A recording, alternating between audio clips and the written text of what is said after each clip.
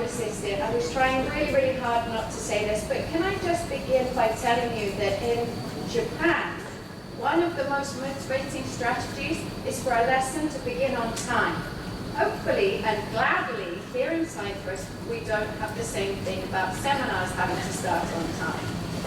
Anyway, thank you for coming. Somebody mind to do that? Okay.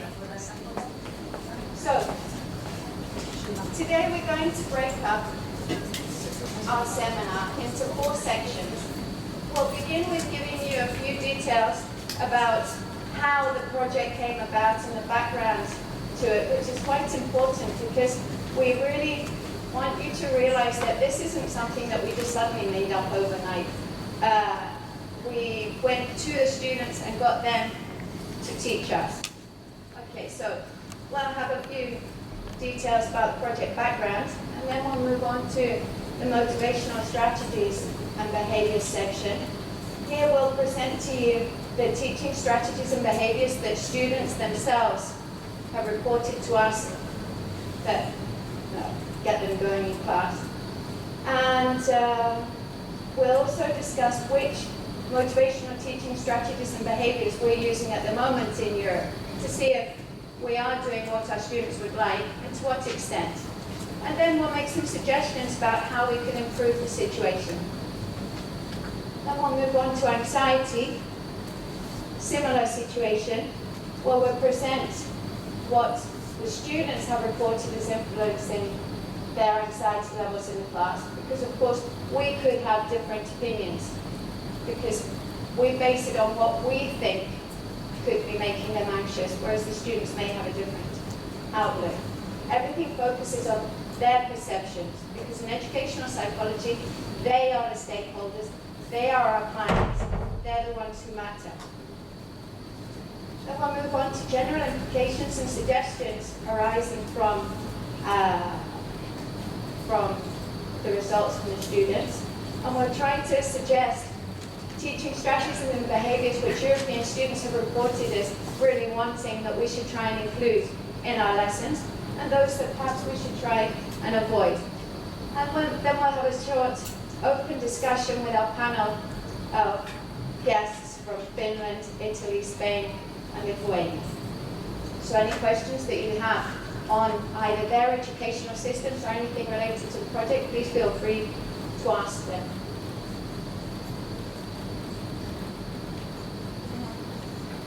The impetus for our study on student classroom motivation and anxiety was not just that we realized that we must do what's best for our students, but as everybody generally accepts, motivation has been shown to impact successful learning. A teacher can be motivated and feel that they're motivating the students. However, if the students' perceptions of what we're doing aren't the same, then it won't actually make a difference. For teaching strategies to be successful, I've just said, the students have to perceive them as being motivated. In light of the undeniable importance the motivation has on learning outcomes, the need to find effective means of reinforcing and sustaining learning and motivation does not really seem to be something that we need to justify. Anxiety has been shown to negatively affect performance in the classroom. Walker explored the influence of teaching strategies and behaviours on motivation and anxiety in Cyprus and secondary education. And she suggested that the same could carry across for Europe. So we decided to investigate whether or not generalizations can indeed be made in mainland Europe. So we don't really have space. So, since motivation and anxiety are two of the most widely investigated psychological constructs in the language learning experience, why don't we just look it up in the literature? You know, pop down to the library, take out a book, see what we should be doing, do it, have done with it. Well, since we're focusing on ways to enhance motivation and to reduce anxiety in European science, and language classes, we'd have to be able to find something in literature on that. Can we? Well, a thorough search of the literature came back with the following.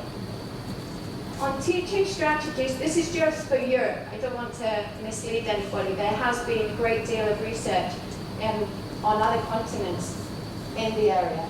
They haven't explored secondary education. Most of the research has been at the university level. But within Europe, there was a study in 1998 in Hungary. We're now in 2018. In the Netherlands, which involved students and teachers. The previous study was just teachers insight. In 2015, there was a study in Cyprus by Walker on students, which consulted students and teachers in order to explore both sides. In the northern part of Cyprus, there was a recent study involving teachers. Moving on to anxiety, the only European studies that we could find were by Walker, conducted in Cyprus. On teaching strategies in science in Europe, we didn't manage to find anything. If somebody manages to find something, we're very happy to retract our comment, but we couldn't find anything. And anxiety in the science classroom, there was a study conducted in Denmark, but it was within university students in Denmark, secondary school students in the United States. Our project sample was generated from over 1,000 students aged between 15 and 18 in Cyprus, Spain, Italy, Finland, and Lithuania. The amount of students who took part in each school, we set a minimum of 100 students in each school. We're delighted that we actually had far more than that, and based on the size of the schools, the sample was larger. Italy provided us with a larger sample, I must say. What was our research process? We started off, and let me remind you, the students conducted the main parts of the study. We guided them, we set up the process, but they were the actual researchers themselves. As you can see, a total of 600 interviews were conducted. 150 of those were on what motivated students. So students asked their fellow students what motivates them in a science classroom as one interview, and then interviewed them independently to find out what motivates them in the language classroom. The same was done for science, language, anxiety, science, anxiety in a language setting. Then, in order to explore a greater sample, because as you all know, with interviews, although you get the most juicy details, you can't really transcribe and analyze huge amounts of interview data. There's a limit to how many interviews you can actually transcribe within the time limit. Okay, so we also administered questionnaires to the students, and we had samples of, I have divided so small number, 848 for motivation in science, 787 for motivation in the language setting, 992 for anxiety in the science setting, and 933 in the language setting. So I'm sure you can understand that it's quite a good sample. Then the third stage, we analysed independently what motivates students, what makes them anxious, and we tried to marry these together in order to develop the implications. Since the project was developed for the students, in order for us to gain a better idea of how we can help the students in their learning experience and make that more pleasant for them, we decided that we had to give them back more than just hopes in the future that we'll change how we teach in order to improve things for them. The students involved, being between 15 and 18 years of age, they're actually unlikely to see many changes themselves. So we focused on teaching them research processes, research methods that they'll be able to use in their future at university.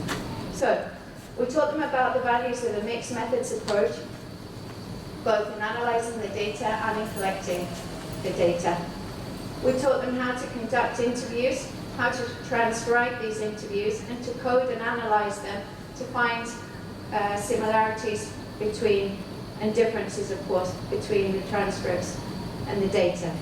We taught them how to note the frequencies and themes within interview data, how to administer questionnaires by learning that they had to obviously explain to the fellow students the purpose of the study, because otherwise, as we know, the students are quite likely to just put a tick anywhere you like just to get it done.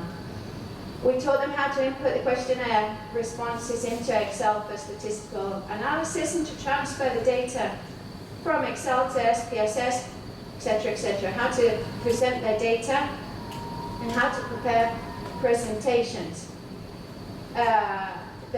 The students themselves have presented some of the results. At the back of the room, you may have noticed that there are 4 boards with photos from trips to Italy, Spain, Lithuania and Finland.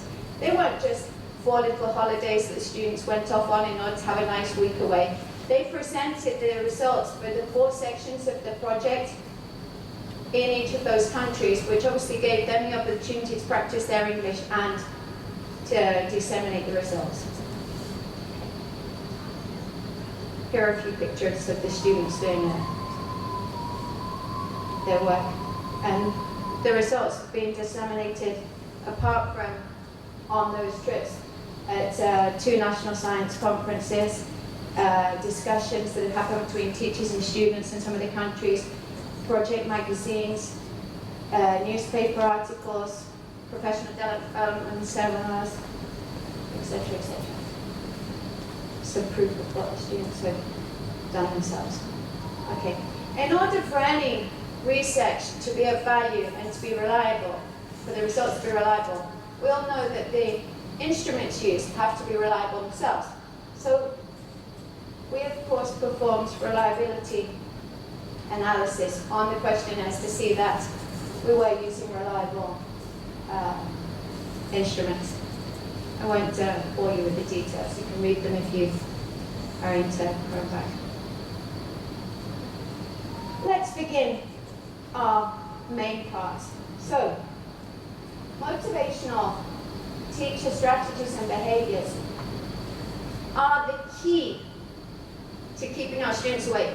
And I keep looking at all of you, so trying to think, okay, if I notice anybody falling asleep, I know that I've got to do something to change and get your interest back. Okay, so, can I ask for sorry. Motivation, it's okay. Here, Manny. Motivation is without question the most complex and challenging issue facing the teachers today. The teacher, the class atmosphere, the course content, materials and facilities, as well as personal characteristics of the student, all influence the student's classroom motivation. Let's first take a look at the science setting. From 150 student interviews, we learned what motivates students. That includes positive teacher behaviours, being friendly, approachable, showing an interest in our students, and not shouting. They're also motivated by good grades, not necessarily deserving so. Clear explanations and repetitions were among the most commonly recorded motivational strategies for them. Using technology, films and video, and having dynamic, lively lessons with deviations from the book. On the other hand, they're demotivated by negative teacher behaviours, which of course goes together with the positive teacher behaviours. So that was interesting that as much as they noted the fact that they like positive teacher behaviours and that helps them to be better accepting what we're teaching them, the negative teacher behaviours has a very negative effect on them. For example, being overly strict, mean, bad-tempered, disinterested, and shouting. Okay? only doing monotonous exercises. Teacher monologue. So anybody who'd like to make a comment, do feel free, so this isn't a monologue. Unfairly poor grades. Please note they were kind enough to actually state unfairly poor grades. Repeatedly copying from the board. I realise that this is far too small for anybody to be able to read. At least I assume it is. This is just so that you can see the format in which we gave them the questionnaire. Some did it online. The students were given 18 motivational teaching strategies and behaviours and asked how often they perceive us as using these strategies and behaviours. So nobody take it that this is what we think we're doing. This is what the students perceive us as doing. Perceptions are very important in this because we may feel we're doing something and they not agree. For example, if we'll take a quick trip in the car and you're all sitting in my back seat, I may feel I'm driving the car nice and safely, correct speed, using my mirrors, and the rest of you be sitting there panicked. They're, oh my God, didn't she see the red light? It's their perceptions, it's what they see us as doing. Based on the results from the students, we found that the most commonly used strategies and behaviours at present in Europe are the following. Bringing in and encouraging humour and laughter frequently in your classroom. Scientists agree. Showing respect, accept and care for each of our students. Giving clear instructions. Introducing various interesting content and topics which the students find interesting. Making sure that grades reflect not only achievement but also the effort put into the task. Showing our enthusiasm for teaching science or mathematics by being committed. Creating a supportive and pleasant classroom climate where students are free from embarrassment and ridicule. Noticing students' contributions and progress and providing them with positive feedback. And adopting the role of a facilitator, helping them in their learning experience. So what do you think? Are we doing well? Do you remember what the students asked for? Are we doing what they're asking for? Generally we are. Doesn't it seem positive? Or is it?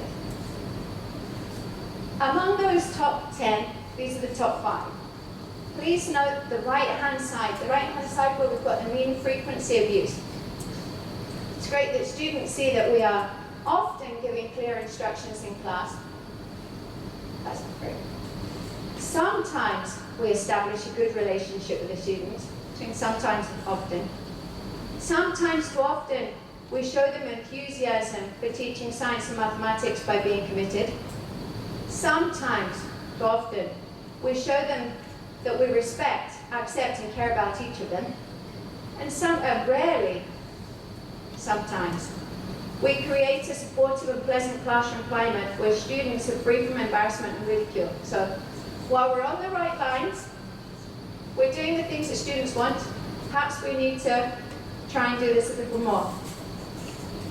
And generally speaking, these aren't actually things that are too difficult to do. It doesn't ask for a lot of preparation to go in and be enthusiastic.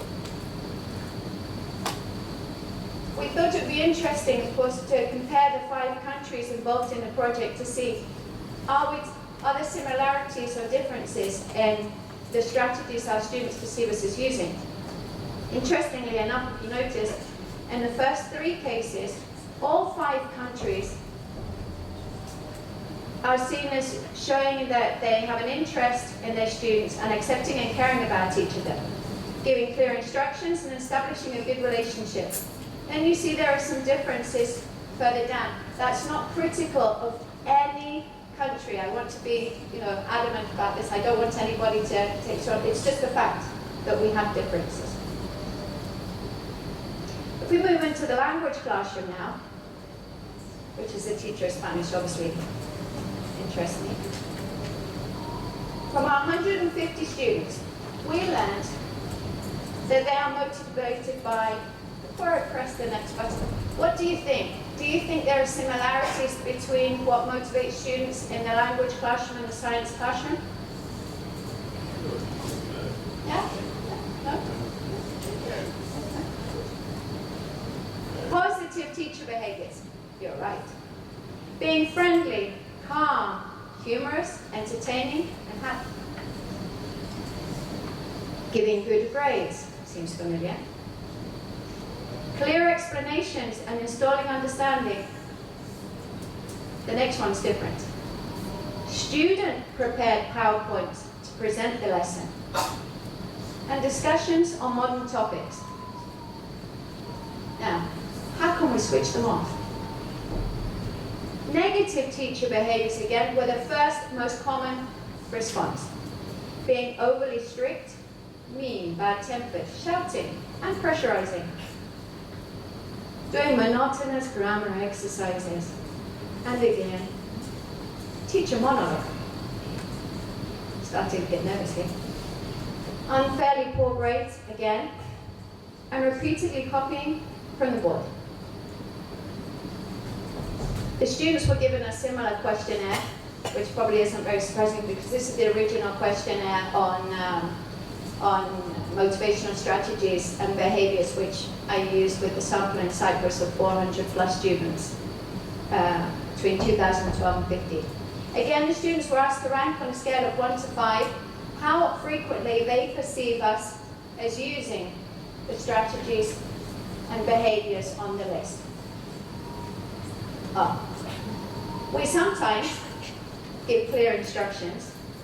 We sometimes show enthusiasm for teaching.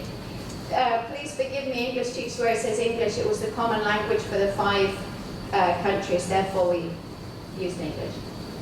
It's a similar situation for the languages though. We sometimes enrich the channel of communication by presenting various auditory and visual aids such as pictures, graglia, tapes and films. We sometimes notice our students' contributions and progress and provide them with positive feedback. And we sometimes try to be ourselves in front of the class without putting on an artificial mask and sharing with them, for example, our hobbies, likes and dislikes. Can anybody see a particular strategy or behavior that would be difficult for us in practical terms to employ on a regular basis? I mean, to me, I believe that the only strategy or behavior that could be difficult in practical terms, as in taking more preparation and time, would be to find visual aids, pictures, etc. for the classroom. But giving clear instructions, I think we should be able to find ways of making the students realize or believe that we're giving clear instructions, or if we're not, to give them again. Perhaps ask our students. Personally, I tend to tell them, if you get extra points if you tell me that you can't understand. Since they like grades, that seems to work. So, similarities and differences between us, Cyprus, Italy, Finland, Lithuania, and Spain. In the language classroom, you can see far more differences than in the science classroom. That means nothing in terms of it being a personal, sort of, you're doing this and we're not doing that. Don't forget that in language lessons, for anybody who's a scientist here, and you know that you've got a somewhat more rigid thing, we're more expressive people, language teachers, so there's bound to be more difference between us. We need to justify ourselves then. But in general terms, going back to the student interviews, don't forget, we had 150 student interviews on science related to motivation and 150 related to language. In both cases, positive teacher behaviours was something that the students said they really needed. Good grades. I just changed that to fair grades. I'm not sure how I take the term good grades. And clear explanations and repetitions.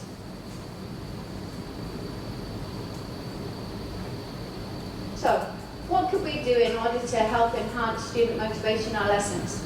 Taking what our students have told us, we could try to do the following. Be calm. Be humorous and entertaining. Be happy. 7:30 in the morning, walk into the classroom, morning guy. Don't believe it. Be approachable. Try and give fair grades. Use technology. Be friendly. Give clear instructions. Show an interest in our students. And give dynamic, lively lessons. Moving on to anxiety. As you all know, as parents, teachers, and ex-teenagers, teenagers are the most insecure people in the world. Their lives are vulnerable to a host of different pressures. It's of particular significance for high school teachers to explore ways to reduce their students' classroom anxiety. If we have students coming into the class who obviously have got all their problems going on, you know, they broke up with their girlfriend last night, oh, like that boy, he's not looking at me, or whatever, we need to find ways to, at least in the classroom, get them back on board and help them to learn. Whereas in the previous section we discussed the students' perceptions of the classroom environment, in this section we're going to explore their psychological concepts and what they actually feel themselves. So, from 150 student interviews, we learned that anxiety can be reduced through positive teacher behaviours. Seem familiar? Being friendly, approachable, kind, fair, and encouraging. Repeating explanations as many times as is needed. Not overloading with homework. Giving a logical number of assessments, tests, exams. Improved concentration. That was one of the big results that came back for them. Personally, I'm not too sure how we can improve their concentration. So when we get to the discussion section, if anybody has any ideas, I'd be really interested, for one, to know. Mutual respect between the teacher and the students. If the teacher feels that we don't respect them, it's highly likely that they're going to be anxious and they're not going to want to tell us when they don't understand something or when they need some additional help. And being able to play a more active role in the lesson. They say that helps to reduce their anxiety. Their anxiety, on the other hand, is provoked in the science classroom by negative teacher behaviours, being overly strict again, threatening, insulting, shouting, showing a lack of respect for students. Again, these are the responses from our students. Giving an overload of tests, assigning class presentations, on the spot or unannounced tests, and forcing shy students to answer out loud. Now, in the anxiety setting for both science and languages, we gave the students a questionnaire where they had to rate how often they feel anxious in several settings. Again, it's a little bit too small to see, but among the things are, for example, in tests, I worry that I want to understand the wording of the questions. Or another thing we had is group projects made me nervous. And with the students, ranked. No problem. Now, it came back that the most anxiety-provoking aspects of the science classroom, based on the interview results, on the questionnaire results, were grades, unfamiliar tasks, so either in class suddenly being asked to do something new and not perhaps knowing how to do it, if they're going to do it right or whatever, which is why the clear instructions was important. Or in tests, not knowing what they have to do. Fears that they won't have sufficient time during tests. The consequences of failing during those tests. And the possibility that their science teacher may ask them something that they won't understand. On the other hand, we had very, very low ratings of never or rarely, where they caused anxiety by group projects and experiments. Briefly comparing the five countries for science, you can see that in all 5 countries, students were concerned about their grade. The reason why I've left numbers in there is so you can see in Spain, the results in Catalonia, the result came back with a mean of 4.5, so they're nearly always concerned about their grade. Italy wasn't among their top 5, which is why there's not a tick, but there was the students were sometimes concerned about their grade. Getting nervous when tasks are unfamiliar, again, was an issue for most, less so the Spanish. Worrying about having sufficient time in tests. Congratulations to the Finns on not being worried about this. During tests, worrying about the consequences of failing. Italian and Spanish students were more concerned about this. Worrying that their science teacher may ask them something they won't understand. Then worrying about the wording of questions, etc., etc. Moving on to the language classroom. Again, we consulted 150 students via interviews, or rather our students interviewed the students, I don't mislead you, on their anxiety, and they said it could be reduced through positive teacher behaviours, which you notice there's a pattern forming here. The teacher creating a good teacher-student relationship, having a good classroom atmosphere, teacher support, fair grades, the opportunities to improve their grades, discussions, and not having unexpected tests. I know that none of you like unexpected tests. Because every time I ask a question, you're all looking at somebody like, come on, you know, somebody else is going to answer. So the things that generally upset us, it's highly likely that it upsets them too. Their anxiety is provoked by, what would you guess? Come on, guess. What's going to be the number one thing?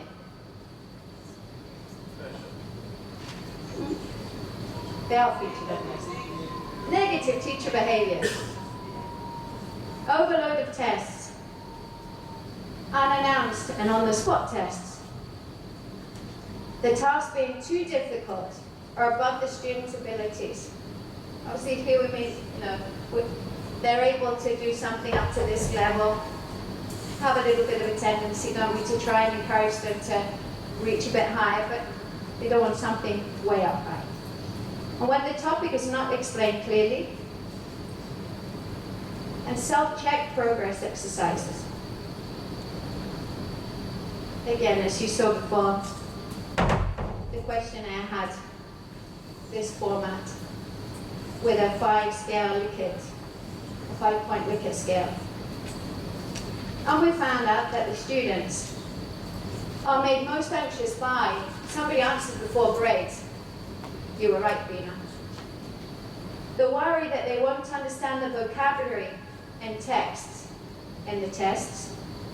During tests, thoughts and consequences of failing. Tests in general. And the belief that other students speak the foreign language better than they do. Comparing the 5 countries involved in the study, which you will have noticed because we're all excellent at geography, aren't we? The 5 countries involved in the study were purposely chosen to be dispersed. So, Finland, at one end of the spectrum, Lithuania, in Central Europe. Mediterranean countries, Spain, Italy, Cyprus. Yet when you compare, you see that the students are generally concerned about grades. Consequences of failing doesn't really seem to bother the Cypriot students and the Finnish students quite so much. The worry about not understanding questions, however, does concern us Cypriots. You see they're usually being stressed during the tests.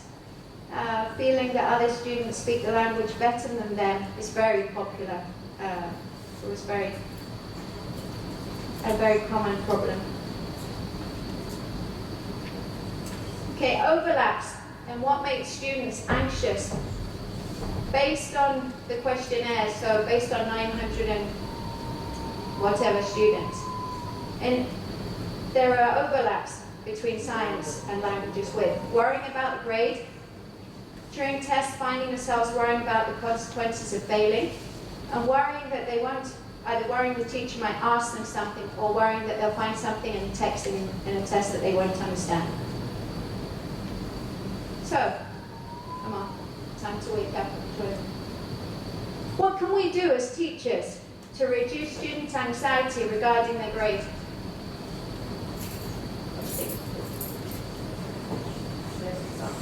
Less exams. Okay. For example, for example,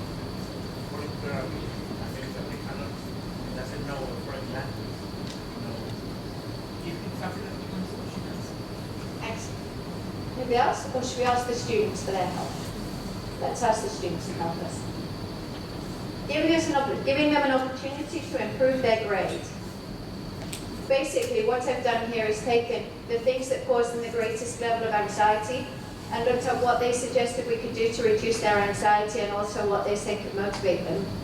We tried to put it together for you. Giving fair grades and recognizing the effort and not just the achievement. And the source was from the student interviews.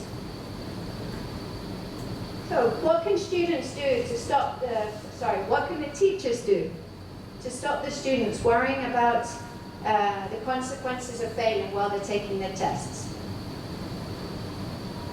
Should we ask the student? Teaching test and exam strategies and giving logical numbers of tests. If they've got an overload, they're not going to manage, obviously, to study well enough for our test or for all their tests, which of course increase their anxiety. And again, recognizing the effort and not just their achievement. Taking the emphasis off the test grade. And the third question. So what can teachers do to help the students not to worry that they won't understand?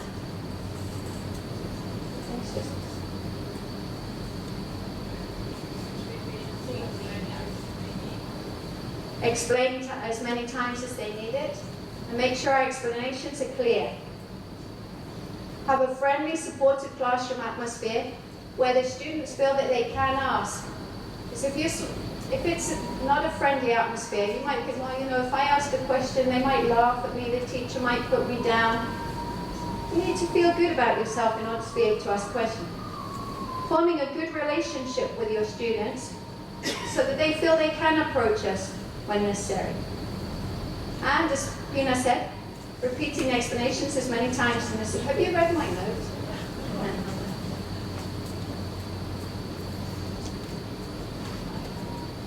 So,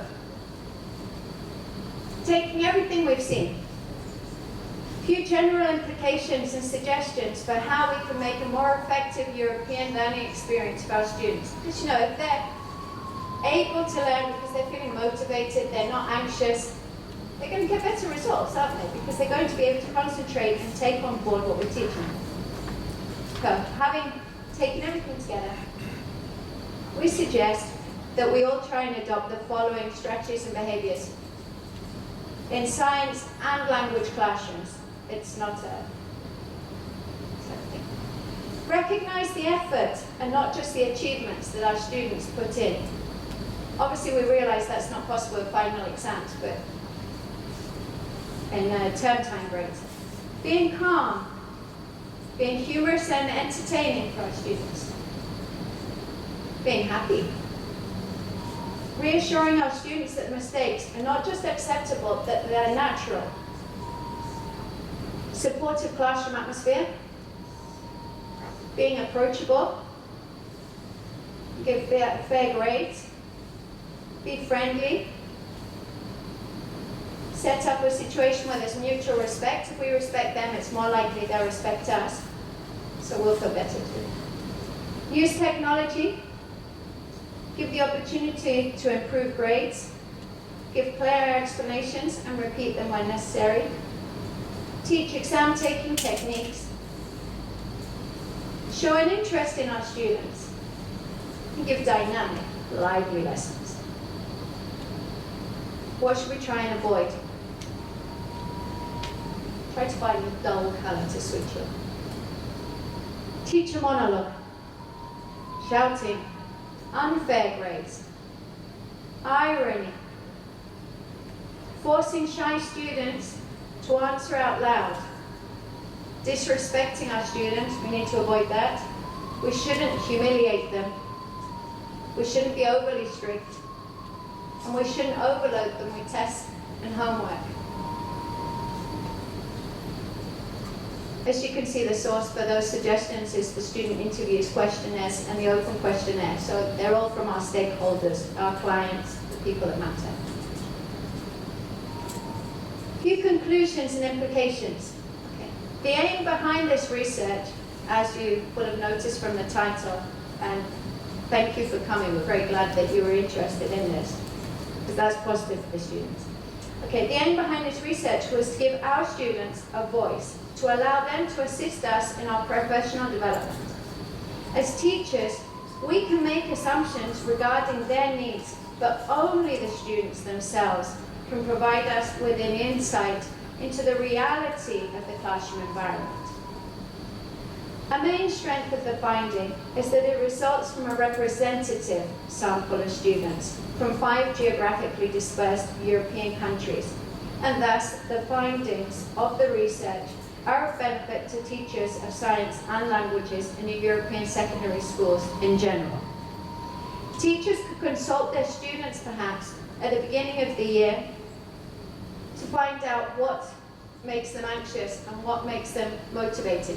It may sound time consuming, as oh, I can spend a lesson, I'm going to ask them all what motivates you, and they might start shouting. But it's one way to start developing a good relationship with our students, because by asking them, you know, what motivates you, Simon? If I give Simon the opportunity to tell me and I try to do what Simon's asked, or he sees that I'm trying, he might feel more positive about my lessons.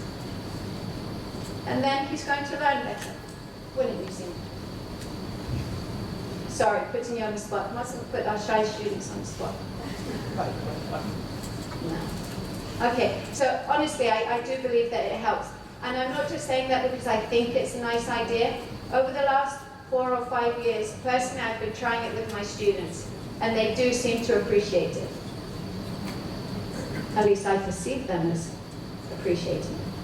And it's a fact that being a motivating teacher requires continued effort.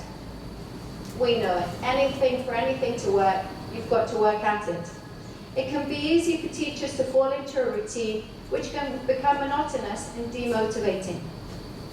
Dornier, who was one of the founding researchers in the field of motivation, advises that strategies should be chosen and applied in our classroom, that they should not, be chosen and applied to in our classroom without thought, since almost everything a teacher does in the classroom has a motivational influence on our learners, which makes teacher behaviour the most powerful motivational tool.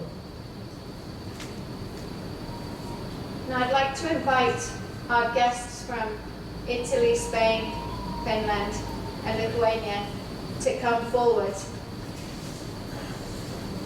in case people have questions for them. Thank you.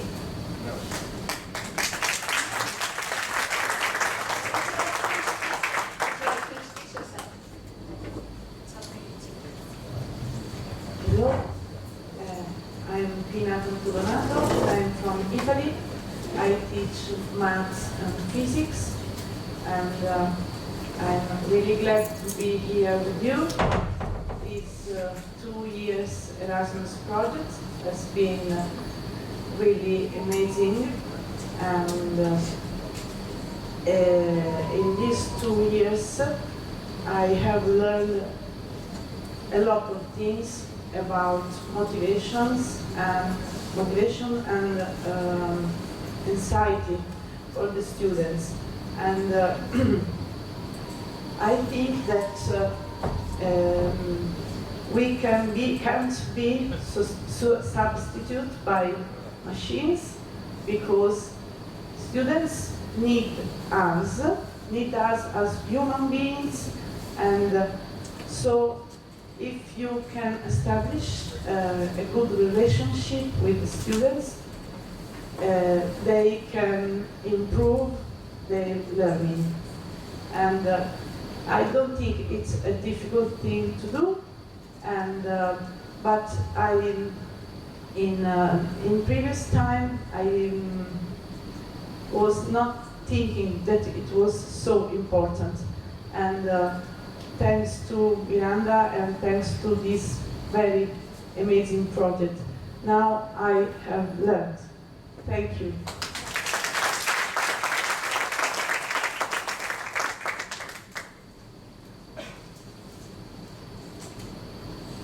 Hello, I'm Nati, I'm a teacher of English, and I must say I have changed my way of teaching thanks to this research, because after listening to so many times that, well, what are the right strategies to follow, I teach mainly comprehensive students, so from 12 to 16 years old, and well, it's a difficult age, okay, and well, sometimes it's, with tests, it's very difficult to give them a fair grade, because many of them can get to a certain level.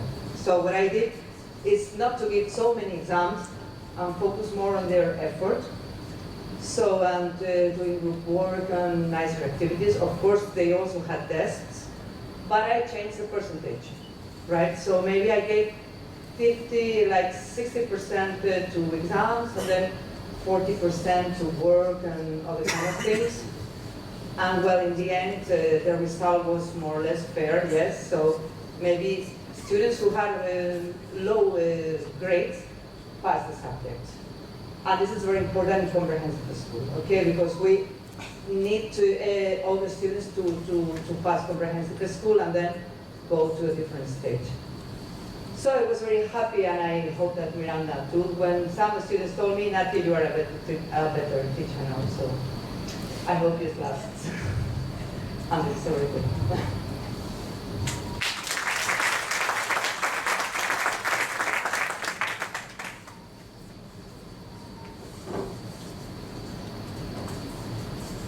Hello everybody, I'm Heidi from Finland, and this project has been one of the most hard-working projects we have ever been in. And thank you to Miranda about the results that made it clear that we have really been doing something. And it's been a long journey from one country to another one, and our students have really enjoyed finding new friends, learning from other countries and other cultures, just like we teachers also have. And we have really learned a lot. And I think the best way to learn as a teacher is to learn from the people we are working with, from the students and from the other teachers.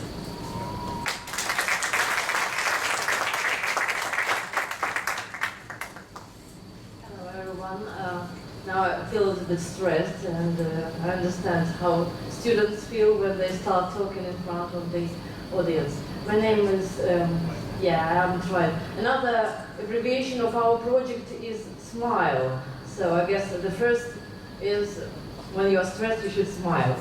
My name is Irina Reed, and I'm from Lithuania. I'm a teacher of English, and by doing this project, I realized the most important thing. All these surveys and questionnaire is very important, but I realized the most important is the psychological health of the teachers. Because, as you see, the first place, students notice when we are stressed, when we are nervous or worried about something. So, as the Finnish students found out that happy teacher is a happy student. So, I think if we are all happy, we will motivate our students for studying, we will motivate them for being happy and relaxed, and I wish you all to be really happy, so then we can work really well. Thank you.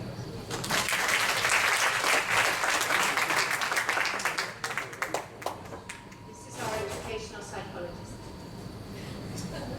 Yes, well, I'm second teacher from Finland. And because we are so shy people from Finland, so we are always working together. So that's the reason why there are two teachers now. And but shortly, I think that after all those results, we can think that maybe the most important point is that I think that it's a very big question for all of us, that how we can support those students' self-esteem. And hopefully we can talk that just okay.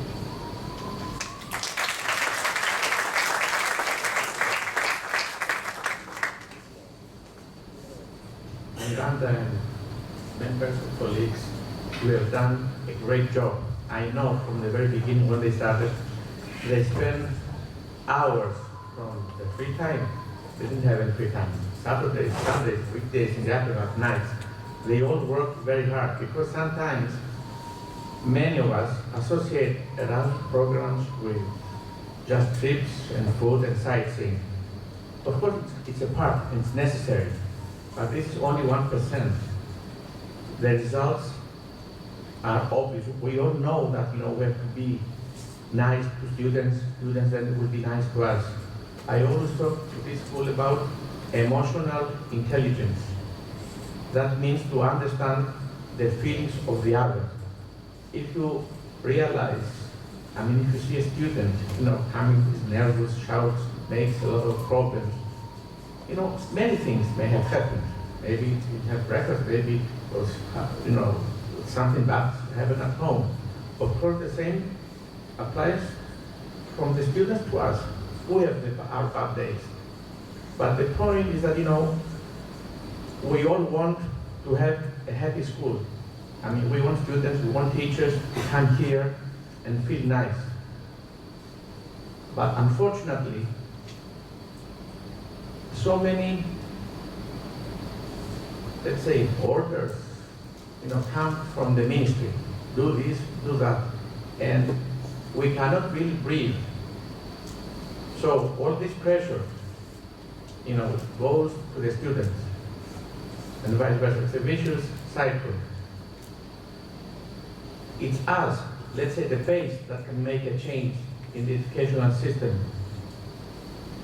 The results, Miranda, should never stay here. We have to talk to the inspectors, and in the September seminars must be presented to all, to all, let's say, for all lessons. We have to do this. Because, let's say, to be calm, not to take, let's say, to be very strict, to threaten with grace, do this, otherwise you will not pass. This is not the right way. So, in conclusion, I have to say, we want to have a school. We are the ones to make the change. Again, I really thank you for the hard work you have done, all of you, and the students. And we realize that the problems are common everywhere. It doesn't matter whether we are Cyprus, from Italy, or whatever. Students are students. We share the same problems, and we have to find solutions. It's up to us.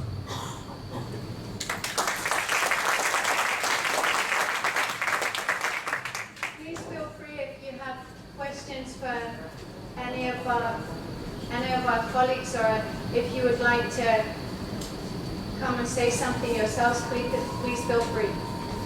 Always possible. Of course, if some students are good, or they are not listening, they're interrupting, we also have this kind of problem. Then you have to use the discipline solutions that you are available, okay? and put them into action. But if you remember the teachers you liked, maybe you remember a teacher that didn't shout, that was nice to you, and these kind of things, yes? So, of course, if you go to somewhere as an adult, and if it is monotonous, boring, etc., what do? Maybe you stop listening sometimes. The same happens with our students. If you try to do different activities now, for example, I'm a teacher of English, I play a video, 2 minutes video, some writing, some, I don't know, reading, discussion, try to change activities. If I try to include all of the students and then value the effort they make, even if they don't get to the level, okay?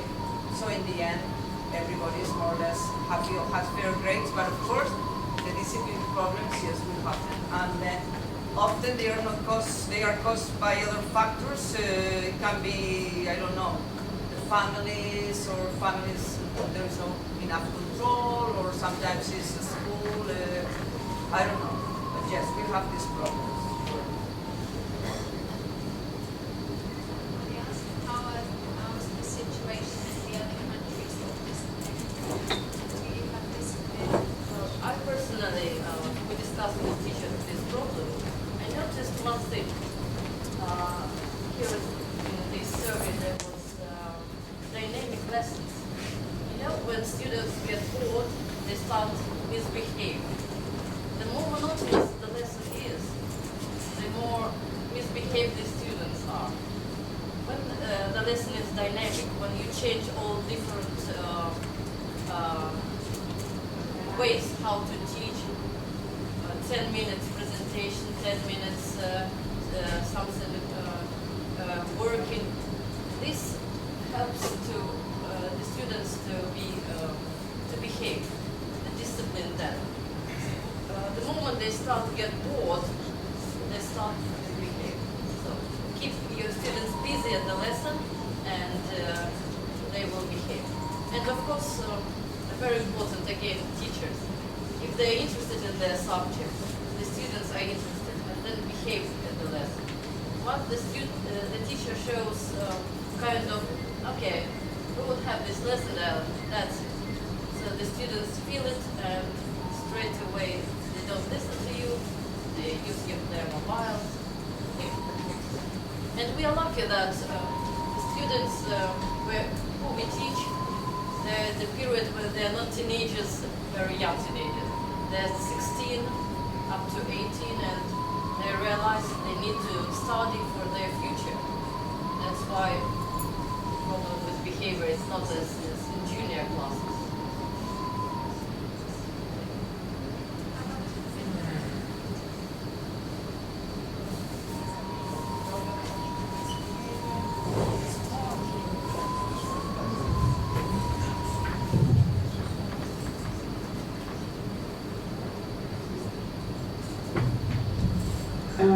I really agree with Irina because among my colleagues I have noticed that the more positive and more friendly are the ones who have no problem in discipline in the classroom. And so maybe to be strict is not a solution for discipline. And maybe to be interesting, to have an enjoyable lesson is the right solution. But the problem of discipline in Italy is worse for older students. Young students are good in the classes. Okay.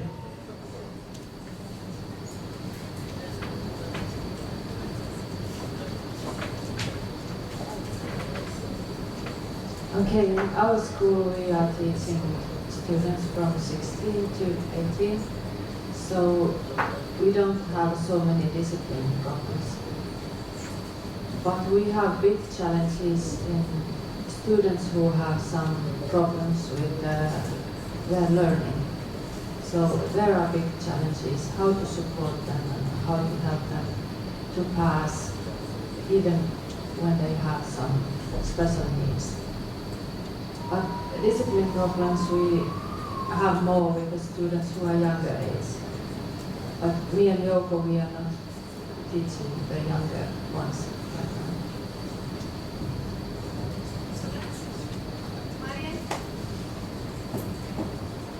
Hola chiquita, ciao bella. Lovers, the white and ladies. I will sit down because I have a lot to say. Do you want a mic? Yes, please. I love my. I know, that's why. That's the example of a positive teacher. First of all, my voice is too good.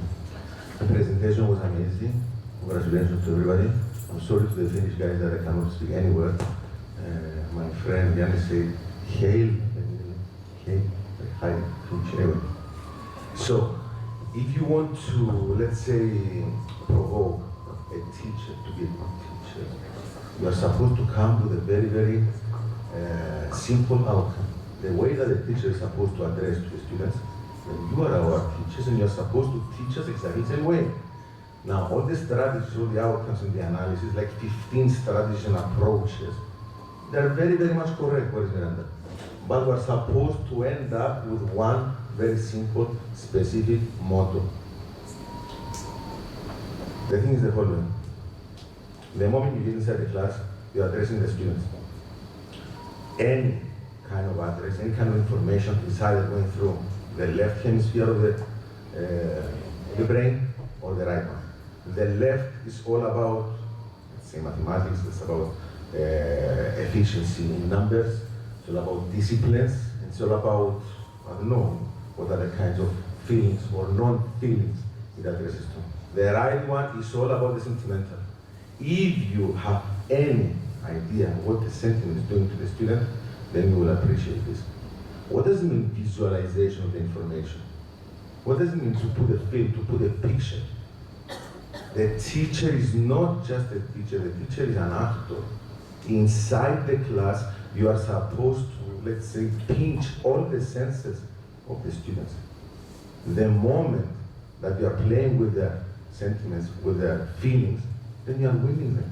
When you give a piece of information, it's supposed to pass them fear, pass them happiness, pass them, I don't know, hope, self-confidence.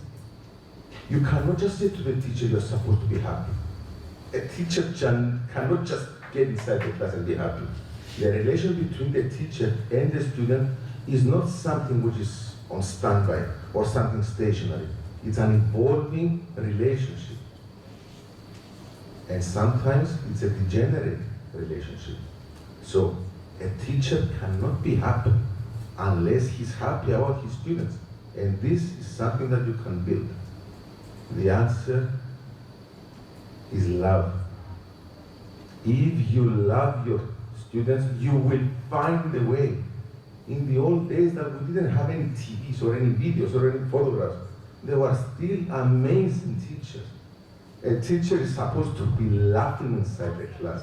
He's supposed to be crying inside the class. He's supposed to sing stories inside the class. And if he can, he has this opportunity, even personalize the class. He can talk to the students about himself, about his experience, about his stories. Because this is how the students are really interested. And then the teacher is not just a robot, he is human. Let's talk about the grades. Which grades? We all know that the grades are very much subjective. They are not objective. When you know from the beginning what you expect from the lowest of your team, of your students to achieve, and you put a specific level for this achievement, then you know if they take this level, they are supposed to pass. They should never have the stress of failing. They should never have even the stress of any grades. We are supposed to take away the weight of the grades. They're supposed to love teaching, love learning. And as my colleague before said that last 15 or 20 years, things have become very difficult in the study school. Nobody loves learning anymore. I will make it very simple to you. If you read a book right now, which is bestseller, why a book is bestseller? Because the author is managing let's say, wake up all your senses. The way he's talking about a specific potato salad or something, your senses of taste are awakening. Your senses of visualization, of hearing, everything. The same way that he's winning you with just the book, which is so impersonal. Imagine now that you have the opportunity to stand a living creature in front of these students and make them understand, make them love you, make them love what you are teaching. This is it.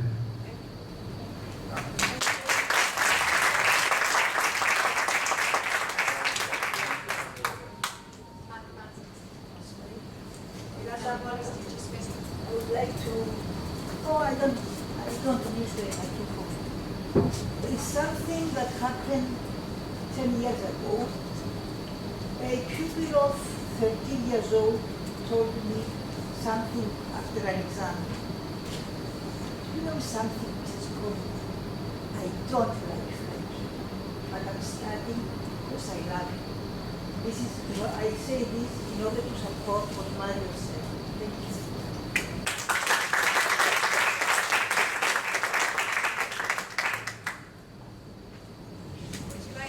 No, it's all right. I'm a science and technology teacher, and I have something to say about stimulating the students in the classroom.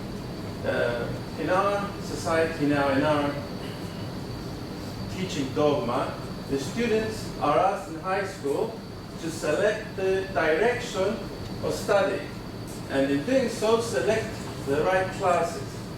Now, students that take economy as their direction of study have to take my class. But whatever I do, they are not interested. I tell them, yes, maybe you're right, you're not going to use it. But you will learn how to think in a particular way and therefore create neural connections between the brains, which were mentioned before, that you will find useful. And as an example, I have a son studying at Imperial, and the professor said, some of you will be swayed to the dark side. And my son said, what dark side? He said, you will not become engineers, you will become financiers. So my son was thinking, what's that got to do with engineering? Nothing. It's the way the brain works. You learn how to think a particular way, and in doing so, will help you thrive in that direction. So, reinforcing what I said before, maybe my class is not obviously helpful for those students who are going to study economy, but the way the brain thinks will help them think in another way that will finally assist them in their goal. Thank you.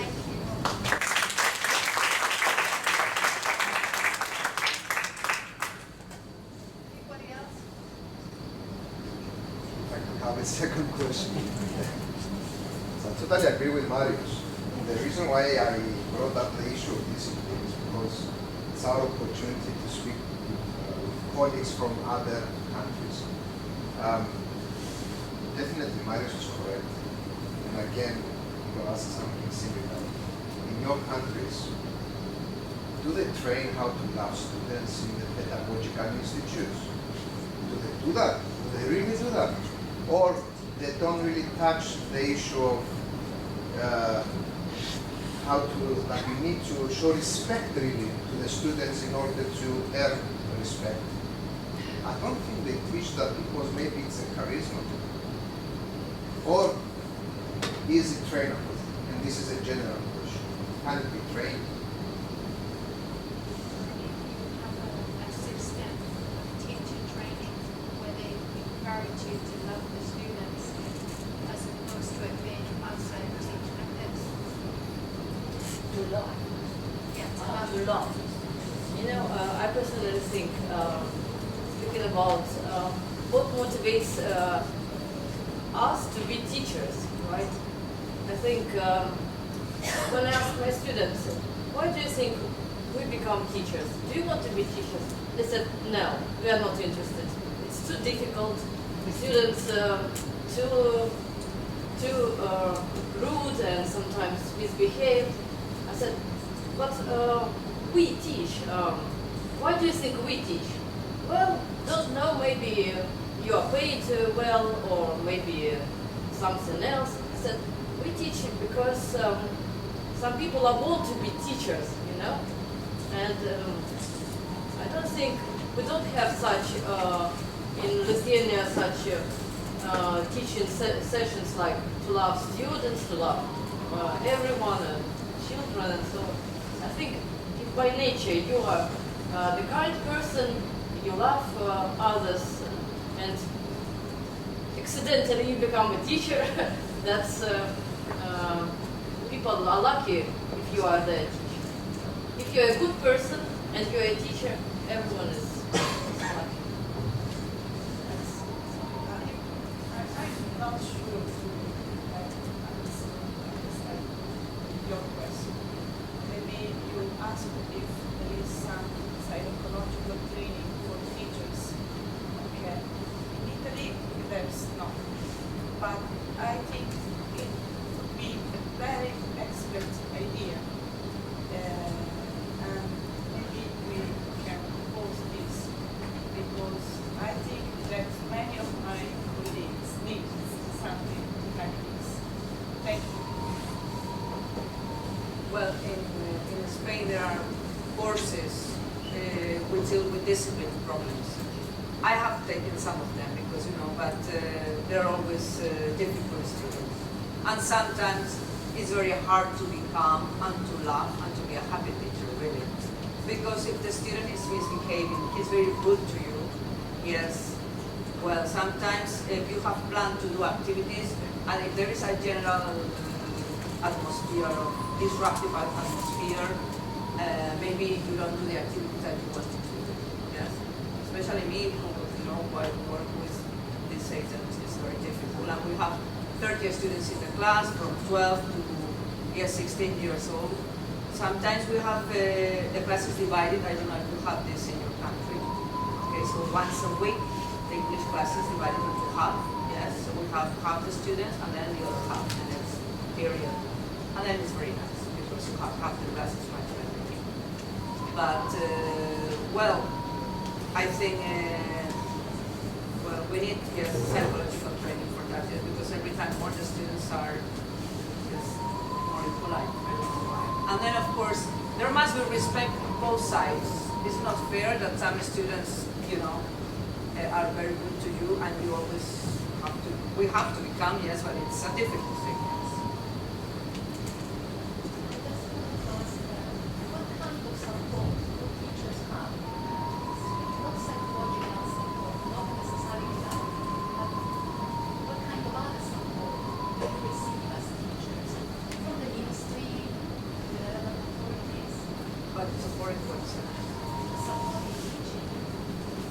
But seminars.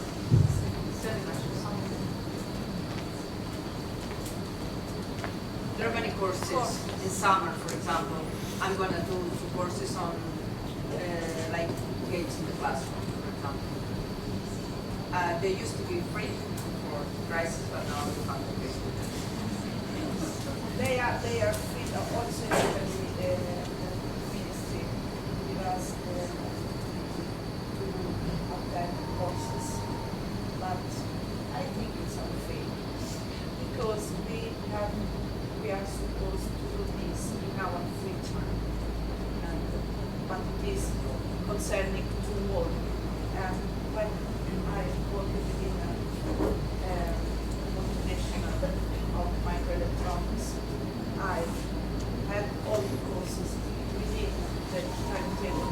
I was at work, while at school, everything I was supposed to do is out of the timetable. And it is not fair.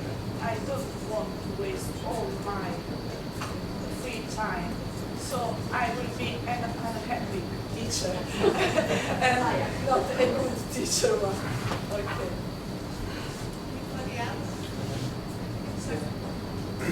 I I think that in Finland we are doing quite a lot of cooperation with different universities. It's one way, I think that it's quite useful for us.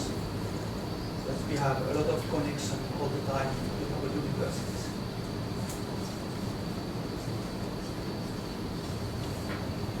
Maria, I think you wanted to say something.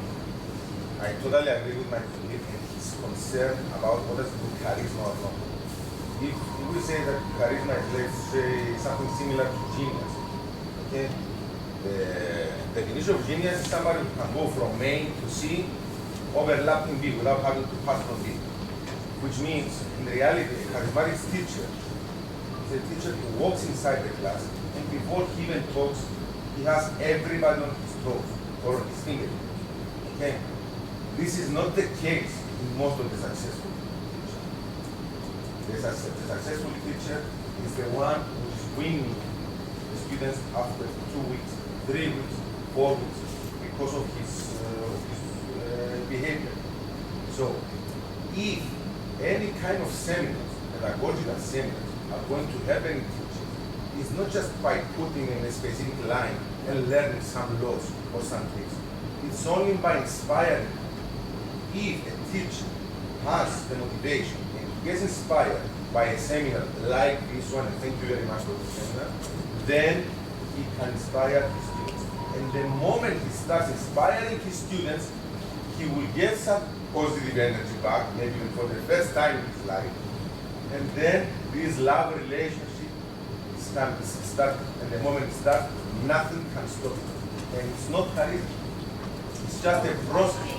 I agree with you, but I think the word is not charisma or genius, but like Mary said, emotional intelligence, and the word is empathy. Empathy. I think this is the difference.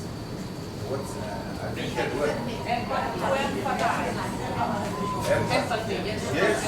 It's a great word. Does anybody else have anything that they would like to say?